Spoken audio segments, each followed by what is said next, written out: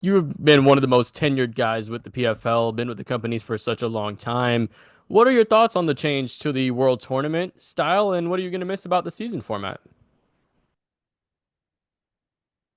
I mean, 3 fights in a year is still a decent amount of fights. Yeah, I don't think it's too much different. Obviously, it's you don't get that kind of second chance, but I've never kind of relied on that anyway. So uh, it's nice. It's back to back fights, but it's short and sharp. So you just got to be ready, stay ready. 3 fights in a row. Uh, I think it's probably a little bit easier, like even mentally, just like to focus for that instead of like the whole 4 fights. Fighting again later on in November. But yeah. Now, being that you were a PFL champion before in a quote unquote different style, is there any experience that you can bring away for this season or for this tournament, or do you feel like it's a completely new venture that you'll have to go out on? I don't think it's completely new. I think it's I think mainly with the tournament or the season, it's just the back-to-back fighting and getting your body and mind right for that, making sure you don't kind of burn out training, uh and that you can recover after each fight and get ready for the next fight. Obviously, you got the Razor nickname. You've been held back from using the elbows for a little while. How excited are you to get to use those again? Yeah, it's good that people are doing elbows now. I'm not sure why they weren't really. If they're still doing them and it's just as short turnarounds, I always thought it was because they didn't want cuts for back to back fights, but we're still fighting 8 weeks apart. So um, yeah, I think it's good.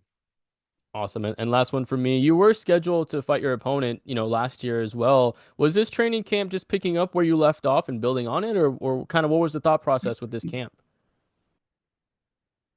Yeah, I prepared last year for him.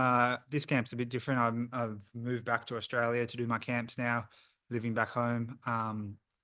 So first camp, doing out of Hobart again, out of Hybrid Training Centre, since the first fight I had in the PFL. So excited to be back home training out of Australia for this one. Beautiful, man. Thank you so much and good luck. Thank you. Shady. How you doing, Rob? Shady Boucher with Combat Sports UK. I'm good, bud. Good, good. So you've won the 2022 PFL season. Do you ever look back at that season and try to extract some keys to victories in this new season? Or are you kind of looking at every opponent and every fight as its own kind of experience? Yeah, it's every fight's its own experience. I do look back sometimes at my performances and just as like fight study for myself. But yeah, always just trying to improve as a fighter and then obviously take it one fight at a time. Very nice. And with your pressure heavy style, do you prioritize cardio, endurance, or your explosive movement more during training? Like, what does your camps typically look like? Yeah, we do a lot of both. I never want to feel completely gassed out in a fight. You should feel tired if you're working hard, but I do a lot of cardio stuff to try and stay fit. And then obviously you need that power and explosive work as well. So yeah, I do it all. Very nice. That's all for me. Best of luck, Rob. Thank you. Mike. Rob, obviously, you talked about being back home in Australia.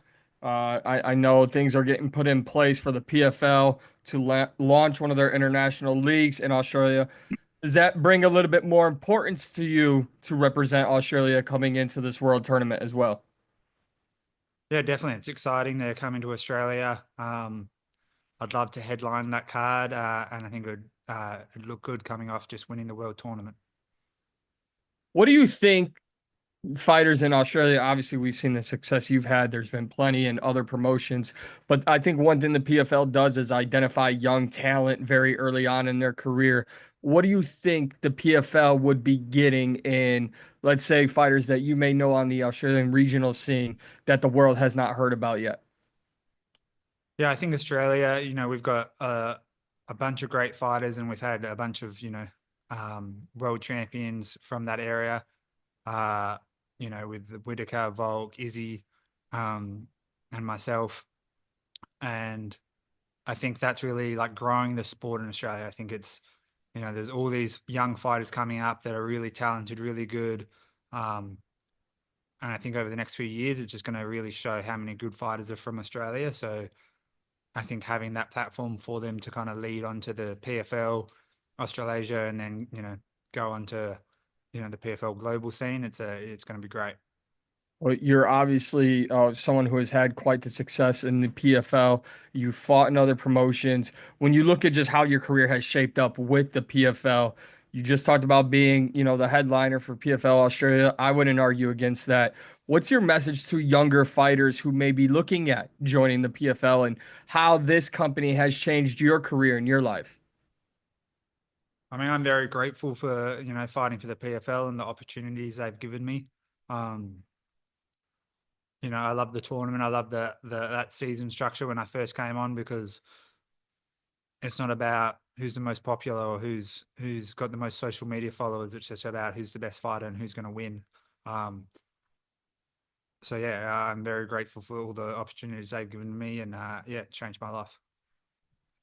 Last one for me, quite a intense stare down. I know you kind of don't really get caught up in all of that stuff, but what does it mean to you to open this tournament with such a high profile matchup?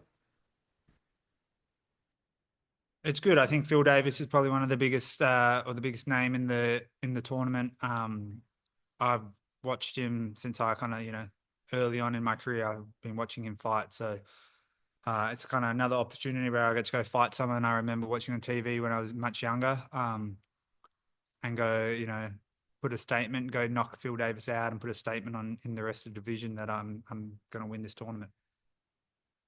Thanks so much, Rob. Appreciate it. Mills. Ozzy, Ozzy, Ozzy. Oh, I thought the oi, oi, oi. All right, never mind. All right, I missed with that one, man. How's it going, Rob? MMA Locker Room, part of Puff Sports Radio. I'm good, bro. How you doing?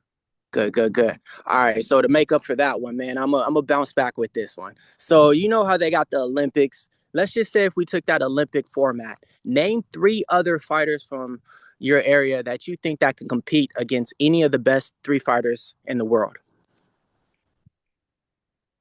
3 fighters from my area that could compete Against what? any of the best 3 fighters of the world. Like, let's just say if they took the top 4 fighters from Austria and against, the top 4 fighters of US or Brazil, who would you have on your list?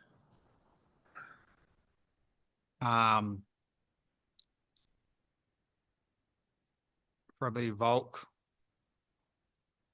Whitaker, and Jack Della. Jack Dilla. That's a nice one right there. I like that one. I like that one. Looking at your career, 19-3. Some fighters know how to win, but it seems like you're a fighter that just don't know how to lose. Once you took your first 2 losses, it was a long time before you faced that first defeat that you just took recently. Can you speak on that a little bit, or do you feel like you go out there fighting with a game plan to win? Because with only 3 losses, I feel like you're kind of unbeatable. Yeah,